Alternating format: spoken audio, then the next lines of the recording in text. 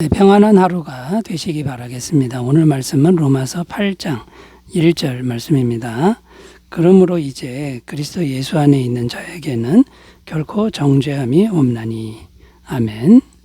오늘 말씀에 보면 사도 바울의 참으로 감격적인 선언이 기록되어 있습니다. 왜 그렇게도 감격스러운 것이냐 하면 7장까지의 내용이 어떤 내용이었냐 하면 구원을 받았어도 속에 죄성이 있어서 자꾸만 죄를 짓는 자신을 보며 탄식하고 있는 내용이었고 또 고뇌하고 있는 내용이었다는 것입니다. 그런데 오늘 말씀에는 결코 정죄함이 없나니 이렇게 선언하고 있습니다. 자, 그렇다면 바울이 이렇게 감격스럽게 선언하고 있는 그 선언의 의미는 어떤 것인지를 함께 생각하며 말씀의 은혜를 나누도록 하겠습니다. 결코 정죄함이 없나니 여기에 담긴 의미 첫 번째는요. 하나님과 사단에게 정죄함을 받지 않는다. 결코 받지 않는다. 이런 의미가 담겨 있다는 것입니다. 구원을 받았어도 여전히 죄를 짓는데 우리 성도들이 여전히 죄를 짓죠. 그런데 어떻게 정죄함이 없는 것입니까? 그것은 예수님의 은혜 때문이라는 겁니다. 그래서 오늘 말씀에는 그리스도 예수 안에 있는 자에게는 결코 정죄함이 없다. 예수 안에 있는 자에게 이렇게 되어 있습니다.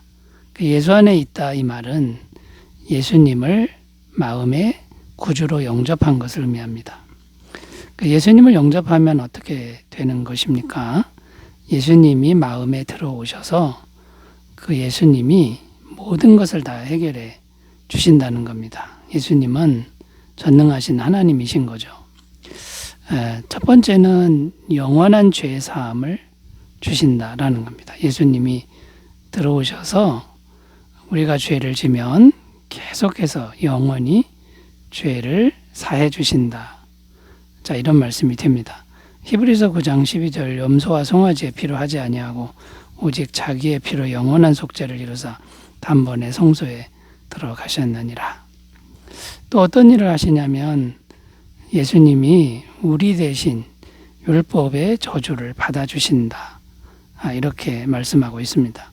갈라디아서 3장 13절 그리스도께서 우리를 위하여 저주를 받은 바 되사 율법의 저주에서 우리를 속량하셨으니 기록된 바 나무에 달린 자마다 저주 아래 있는 자라 하였습니다.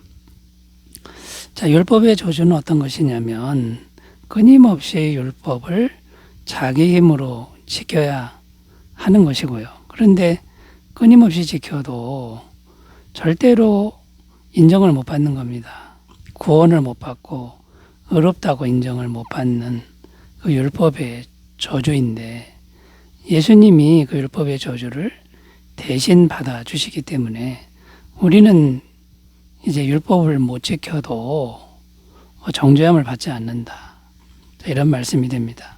또 예수님이 어떤 일을 하시냐 하면 예수님의 완벽한 의를 우리에게 덧입혀 주신다고 약속하고 있습니다. 로마서 3장 22절 곧 예수 그리스도를 믿음으로 말미암아 모든 믿는 자에게 미치는 하나님의 의니 차별이 없느니라. 예수님을 마음에 영접하면 완전한 의이신 예수님이 그대로 들어오시기 때문에 완전한 의를 덧입게 된다라는 것이죠. 또 어떤 일을 하시냐면 예수님이 영원한 생명을 주신다라는 겁니다. 요한복음 5장 24절 내가 진실로 진실로 너희에게 이르노니 내 말을 듣고 또 나 보내신 이를 믿는 자는 영생을 얻었고 심판에 이르지 아니하나니 사망에서 생명으로 옮겼느니라. 여러분 영생을 주신다 이렇게 되어 있는데 예수님 그분 자체가 영생인 것이죠. 내가 곧 길이요 진리요 생명이니 그 예수님을 영접하면 영생이신 분이 그대로 들어오신 것과 같다라는 겁니다. 자, 그러므로 우리는 어떻게 믿어야 합니까? 우리 속 사람이 죄가 있어서 죄를 자꾸 짓는데 그래도 낙심하지 않아야 된다는 겁니다. 왜냐하면 언제든지 우리 안에 계신 예수님이 그 모든 것을 해결해 주시기 때문이죠. 이것을 믿어야 한다라는 겁니다. 또 구원받은 성도는 하나님에게도 정죄를 받지 않지만 사단에게도 정죄를 받지 않는다고 말씀합니다. 사단은 어떤 존재입니까? 사단은 성도가 죄를 지면 끊임없이 공격하고 끊임없이 정죄하는 그런 존재가 사단입니다. 그래서 우리에게 자꾸만 죄책감을 주고 낙심하게 만들고 절망하게 만드는 것이죠. 네가 그렇게 반복적으로 죄를 지면서도 구원을 받을 생각을 하느냐? 그 생각을 하면 안 된다. 이렇게 공격을 한다는 겁니다. 자, 그런데 약속의 말씀은 결코 사단도 우리를 정죄할 수 없다고 선언하고 있습니다. 로마서 8장 33절 34절 누가 능히 하나님께서 택하신 자들을 고발하리요. 의롭다 하신 이는 하나님이시니 누가 정죄하리요. 죽으실 뿐 아니라 다시 살아나신 이는 그리스도 예수시니 그는 하나님 우편에 계신 자요 우리를 위하여 간구하시는 자신이라. 자, 결코 사단이 우리를 정죄할 수 없다고 선언하고 있는 겁니다. 자, 여러분, 사단이 우리 마음을 치명적으로 공격할 때도 이 믿음으로 잘 대적하시기를 바라겠습니다. 자, 하나님에게도 정죄함이 없고 사단에게도 정죄함을 받지 않는다. 결코 정죄함을 받지 않는다 살펴보았고요. 또 결코 정죄함이 없다는 말씀의 의미 두 번째는 뭘까요? 두 번째는 정죄받지는 않지만 징계는 받는다라는 의미가 담겨 있습니다. 정죄는 받지 않지만 징계는 받는다. 히브리서 12장 5절 6절 읽습니다. 또 아들들에게 권하는 것 같이 너희에게 권면하신 말씀도 잊었도다. 일러스되 내 아들아 주의 징계하심을 경히 여기지 말며 그에게 꾸지람을 받을 때에 낙심하지 말라. 주께서 그 사랑하시는 자를 징계하시고 그가 받아들이시는 아들마다 채찍질하심이라 하였으니. 자, 이 말씀은 무슨 내용이냐면 하나님은 우리가 죄를 지을 때 정죄하시지는 않지만 대신 징계는 하신다는 말씀입니다. 왜 징계를 하시는 것이냐 하면 우리가 하나님의 자녀들이기 때문이라는 겁니다. 죄를 계속 짓고 있는데 징계를 하지 않는다면 어떻게 되는 겁니까? 그러면 그 사람은 하나님의 자녀가 아니라는 겁니다. 히브리서 12장 8절 징계는 다 받는 것이거늘 너희에게 없으면 사생자요 친아들이 아니니라. 남의 아들이니까 잘못해도 징계하지 않는다. 이런 말씀이죠. 그래서 뭐라고 말씀하시는 겁니까? 주께서 징계하실 때 낙심하지 마라. 왜 그렇습니까? 주님이 징계하실 때 그것은 뭘 증거하는 겁니까? 나를 친아들로, 주님의 친아들로 생각하신다라는 그런 뜻이라는 겁니다. 또 어떤 태도를 유지해야 합니까? 항상 복종하여 징계를 달게 받는 태도를 유지하라고 말씀하고 있습니다. 히브리서 12장 9절 또 우리 육신의 아버지가 우리를 징계하여도 공경하였거든 하물며 모든 영의 아버지께 더욱 복종하여 살려하지 않겠느냐. 육신의 아버지가 징계해도 복종하지 않느냐. 하나님이 징계할 때도 그냥 복종하고 순종하는 태도를 가져라. 그리고 또 무엇을 믿는 겁니까? 징계받을 때 우리를 죽이려는 것이 아니라 더 아름답게 하시려는 것을 믿어야 한다라는 겁니다. 히브리서 12장 11절 무릇 징계가 당시에는 즐거워 보이지 않고 슬퍼 보이나 후에 그로 말미암아 연단받은 자들은 의와 평강의 열매를 맺느니라.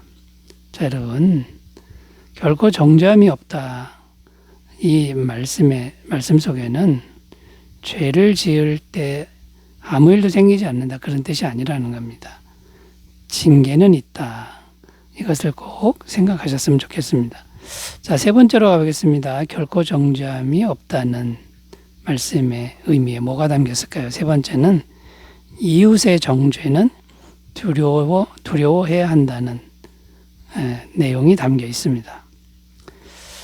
자, 이웃의 정죄를 두려워한다. 이게 무슨 말이냐면 하나님이 나를 정죄하지 않는다고 이웃에게 죄를 지어도 괜찮은 것인가?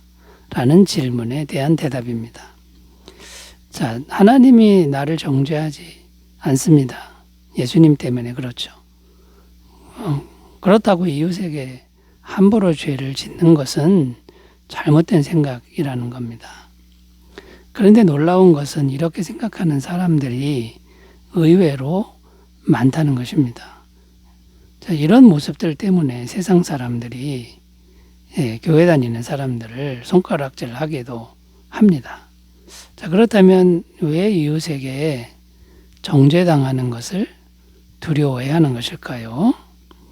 첫 번째 이유는 이웃을 사랑하지 않는 것이 곧 하나님을 사랑하지 않는 것과 같기 때문이다. 그러니까 하나님을 사랑하는데 이웃을 함부로 대한다. 이건 거짓말이라는 거죠. 마태복음 22장 37절 39절 예수께서 이르시되 내 마음을 다하고 목숨을 다하고 뜻을 다하여 주 너의 하나님을 사랑하라 하셨으니 이것이 크고 첫째 되는 계명이요 둘째도 그와 같으니 내 이웃을 내 자신같이 사랑하라 하셨으니. 자, 그리고 뭐라고까지 말씀하시냐면 이웃에게 죄를 지면 천국에도 못 들어간다. 이렇게까지 말씀하셨다라는 겁니다. 고린도전서 6장 10절 도적이나 탐욕을 부리는 자나 술 취하는 자나 모욕하는 자나 속여 빼앗는 자들은 하나님의 나라를 유업으로 받지 못하리라. 자, 그러므로 구원받은 성도는 이웃을 어떻게 대해야 합니까? 항상 선행과 온유함으로, 착한 행실과 부드러움으로 대해야 되고 다투지 말아야 된다. 성경은 이렇게 말씀하고 있고요. 자, 그런데 이웃이 이유 없이 정죄할 때가 있습니다. 예수님 믿는 것을 보고 그냥 이유 없이 정죄할 때는 우리가 그 정죄를 기꺼이 당할 줄도 알아야 된다라는 거죠. 마태복음 5장 11절 12절 나로 말미암아 너희를 욕하고 박해하고 거짓으로 너희를 거슬러 모든 악한 말을 할 때에는 너희에게 복이 있나니 기뻐하고 즐거워하라. 하늘에서 너희 상이 큼이라. 너희 전에 있던 선지자들도 이같이 박해하였느니라. 자, 여러분, 결코 정죄함이 없는 이 은혜의 세계에서 아름답게 살아가시기를 바라겠습니다. 기도합니다. 하나님 아버지, 결코 정죄함이 없는 이 은혜를 잘 누리게 하옵소서. 예수님의 이름으로 기도드립니다. 아멘. 좋은 하루 되시기 바라겠습니다. 감사합니다.